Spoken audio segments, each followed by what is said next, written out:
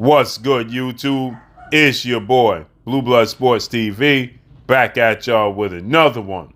So undefeated Olympic silver medalist, two-division world champion, former unified super featherweight world champion, superstar boxer, Shakur Stevenson, makes his debut.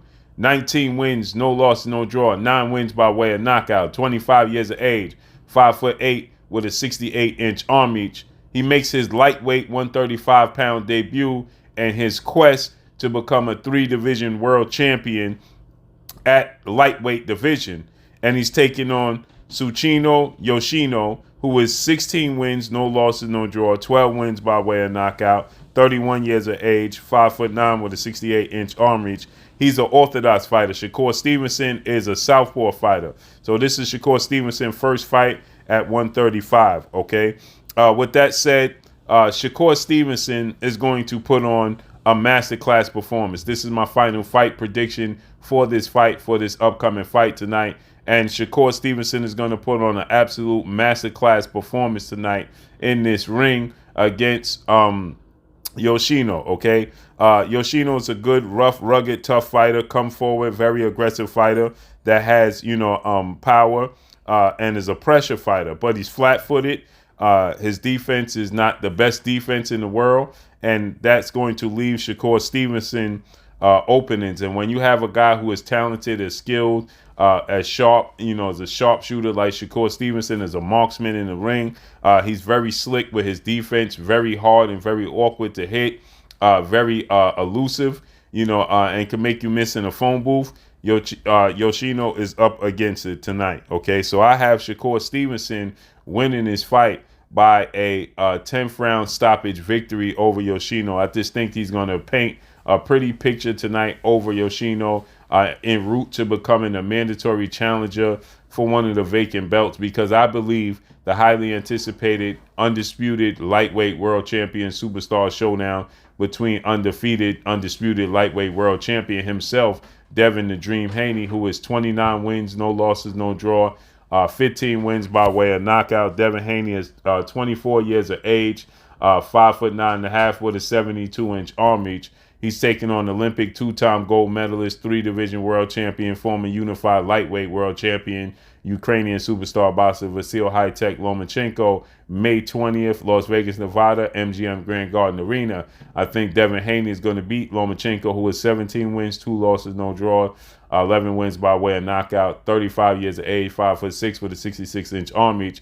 I think that Devin Haney is absolutely going to outclass Vasyl Lomachenko en route to a unanimous decision victory. And according to legendary top-ranked CEO and promoter Bob Arum, that he expects Devin Haney to move up to 140-pound division and look to fight the winner of former unified lightweight world champion superstar boxer Teofimo Lopez, as Teofimo Lopez is going to take on undisputed junior welterweight British superstar world champion Josh Taylor. That's going to take place June 10th. Okay, so June 10th, Josh Taylor versus Teofimo Lopez is going to happen, and look like Devin Haney may do business. This is his last fight with ESPN in Top Rank, so it looked like Devin Haney may re-up for a fight or two with ESPN Top Rank, and he's going to fight on the winner of that fight, according to Bob Arum, at 140. So he's going to vacate the belts. That means that Shakur Stevenson is going to have to fight for the vacant belt,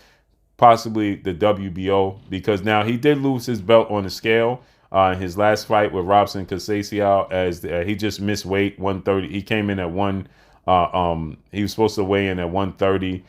He came in at 131.6. He just couldn't make the weight, a pound, 1.6 pounds overweight, and he just couldn't make the weight. So he was stripped of his WBC, WBO titles. And normally when you have the WBO title, you move up in weight, they make you the mandatory challenger immediately for the champion in that division that holds the belt. But seeing as though Devin Haney is possibly going to vacate the belts and Shakur Stevenson was stripped of his belts, I don't know if they're going to allow him to be the mandatory challenger or fight for one of those belts. But, I think tonight is Yoshino, who beat Nakatani. That's the biggest win in his career thus far. And Yoshino, he stopped Nakatani, okay? And Nakatani is the most known fighter in the States. He stopped Nakatani in his last fight. That was November of 2022. In the 6th round, he got a knockout victory over Nakatani. But Yoshino, he's just flat-footed. He's aggressive, pressure fighter. Now he does have a little. He has a strategy to his approach. He's not just a brute, just a thumper.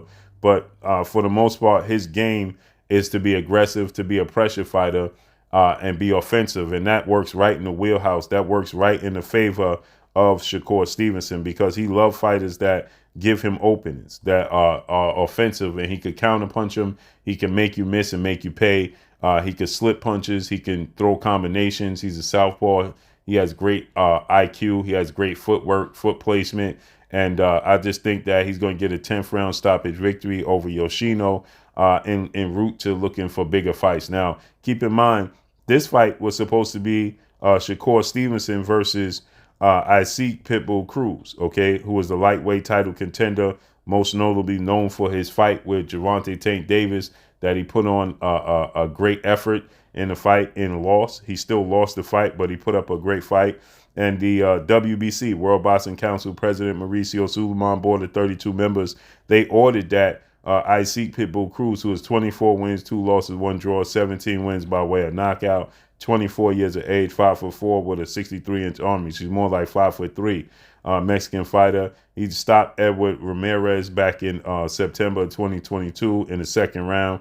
And the WBC ordered this fight. But Isaac Pitbull Cruz and his team, they decided that they was going to, go in a different direction.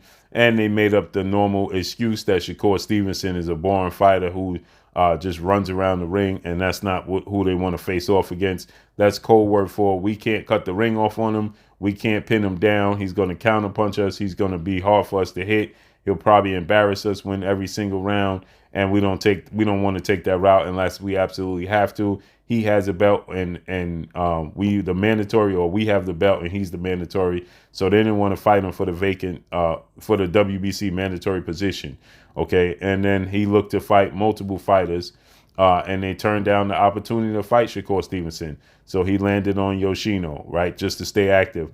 And unfortunately for Yoshino in this fight, he's going to pay the price for everybody else that just simply didn't want to take the opportunity to fight Shakur Stevenson, point blank and period. I think Shakur Stevenson is going to put on a masterclass performance.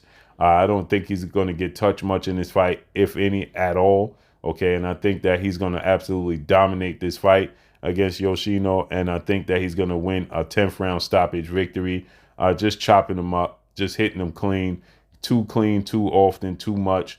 And I think that the team and the referee is going to see enough, and they're going to wave the white flag. So Yoshino lived to fight another day, point blank and period. So en route to Shakur Stevenson possibly forcing a fight with Isaac Pitbull Cruz or another big name at 135, maybe even Frank Martin. Who knows?